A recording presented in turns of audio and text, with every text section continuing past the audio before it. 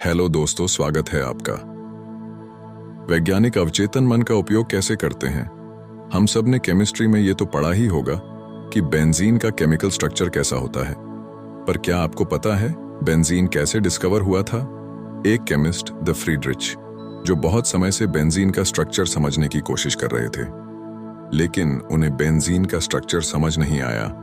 उन्हें अवचेतन मन के बारे में बहुत अच्छा ज्ञान था, तो उनका संदेश अपने अवचेतन मन में डाल दिया कि उनको बेंजीन का केमिकल स्ट्रक्चर मिल चुका है और सभी केमिस्ट उन्हें बधाई कह रहे हैं। और उन्होंने उनकी समस्या अवचेतन मन को भेज दी। उसके बाद क्या हुआ? जब वो बस से सफर कर रहे थे तो उन्हें एक सिंबल दिखा जो एक सांप का था। वो सांप खुद की पंच को ही खा रहा था। और फिर फ्रीडरिच को समझ आया कि अगर हम केमिकल बॉन्ड में भी ऐसा साइक्लिक बॉन्ड बनाए तो तब बेंजीन रिंग की खोज हुई। इससे आप बहुत अच्छे से समझ गए होंगे कि आपका अवचेतन मन आपके लिए विचार, योजनाएं, स्वास्थ्य, मौसम या सफलता जो चाहे वो कर सकता है। आपका अवचेतन और नींद का चमत्कार। हम एक दिन में 8 घंटे की नींद लेते हैं, जो हमारी 1/3 जिंदगी के बराबर होता है।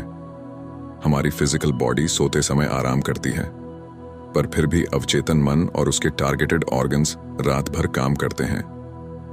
रात को हमारा अवचेतन मन बहुत जल्दी किसी भी बीमारी को ठीक करता है, क्योंकि हमारे चेतन मन उस समय कोई भी रोक टोक नहीं करता। प्रार्थना। नींद का एक रूप सुबह से लेकर रात तक आपका चेतन मन रोज के कामों में लगा रहता है। और एक सर्वे के हिसाब से हम एक दिन में 60,000 अलग अलग विचारों को सोचते हैं, और यही बहुत सारे इमोशंस को पैदा करता है। और जब आप प्रार्थना करते हैं तो आप अपने ग्रेटर इंटेलिजेंस को कनेक्ट करते हैं, और यही आप सोते समय करते हैं। इसीलिए प्रार्थना एक नींद की तरह है जो आपके जीवन में बहुत अच्छा होता है। आपका भविष्य आपके अवचेतन मन में है। हमारी ये बात याद रखनी है कि हमारी रोज की हैबिचुअल सोच हमारा भविष्य बना रही है, और इसीलिए हमें पॉजिटिव बातों को सुनना चाहिए, पॉजिटिव कोट्स को पढ़ना चाहिए, और इस हैबिचुअल सोच का न्यूरल पैटर्न आपके अवचेतन मन में तैयार होना शुरू हो जाएंगे और आप सफलता की सीढ़ी चढ़ेंगे। मन की शांत अवस्था ही मौन है। मन के मौन होने पर ही वाणी का मौन सिद्ध होता है।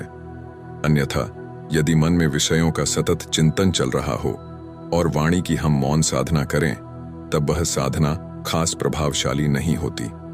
लेकिन यदि मन ही शांत या मौन हो जाए, तब वाणी तो स्वाभाविक ही मौन हो जाती है, क्योंकि वाणी से ही हम अपने मन के विचारों को व्यक्त करते हैं। इसलिए भगवान ने गीता में मौन को वाणी संबंधी तप के अंतर्गत न रखते हुए इसे मानसिक तप के अंतर्गत रखा है। यदि हम अपने मन को अभ्यास के जरिए कुछ समय के लिए भी शांत और मौन करने का प्रयास करें, तो अपने अंतःकरण में ऐसी शांति और प्रसन्नता का अनुभव करेंगे जो बाहरी विषयों या परिस्थितियों पर आधारित नहीं होगी।